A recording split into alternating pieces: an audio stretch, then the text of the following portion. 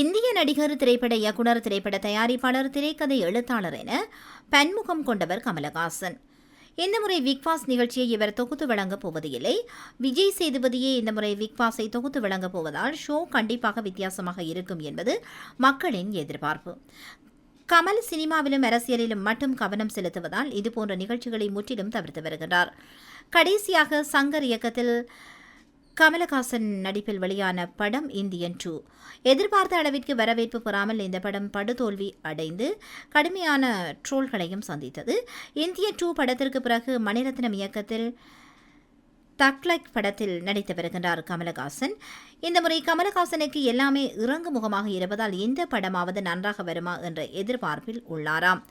இந்த நிலையில் கமலஹாசன் குறித்து ராதிகா ஒரு தகவலை பகிர்ந்துள்ளார். ராதிகா பேசுகையில், கமலஹாசன் படம் என்றாலே கண்டிப்பாக அதில் கதாநாயகியுடன் நெருங்கி பழகும் காட்சிகள் சில இருக்கும். இதன் காரணமாக சில நடிகைகள் பயந்து கொண்டு கமலஹாசனுடன் நடிக்க மறுத்துள்ளனர். அந்த வகையில் நானும் அதுபோல் நடிக்க மறுத்தேன். அதற்காக எனக்கு பல படங்களில் நடிக்க வாய்ப்பு கிடைக்காமல் போனது என்று கூறியுள்ளார். தற்போது அவர் கூறிய இந்த விஷயம் சமூக வலைதளங்களில் அதிகம் பகிரப்பட்டு வருகின்றது.